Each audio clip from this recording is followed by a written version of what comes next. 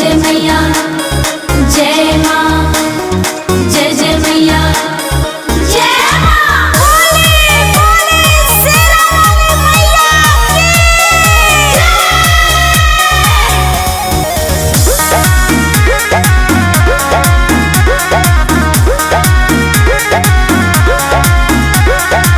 मंदिर में आइल बिया करे हाय हेलो सखी सहेली से कहे फोटो ले लो।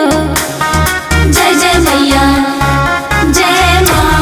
मंदिर में आइल बिया करे हाय हेलो सखी सहेली से कहे फोटो ले लो। होई के कर परमिता कुंवर वाली हिया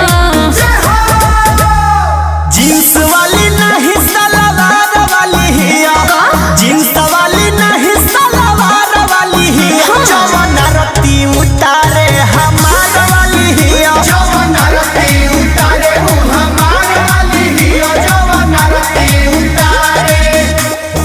जय माँ जय माँ जय हो जय माँ जय माँ जय हो।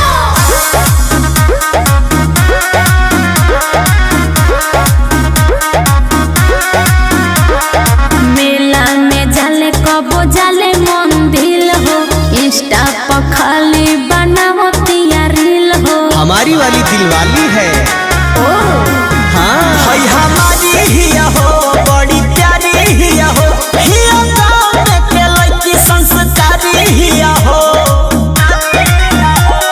हाय तो मेकअप सिंगार वाली हिया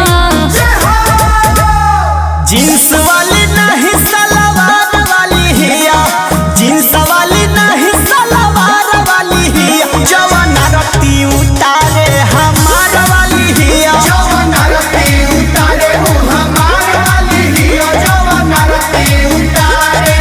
बोले बोले विंध्यवासिनी भवानी की।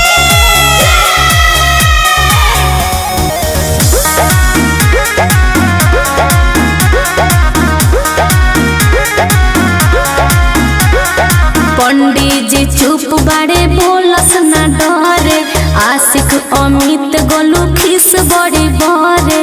ओहो परेशान हो गई बने। सुना पूजा पाठ करे ले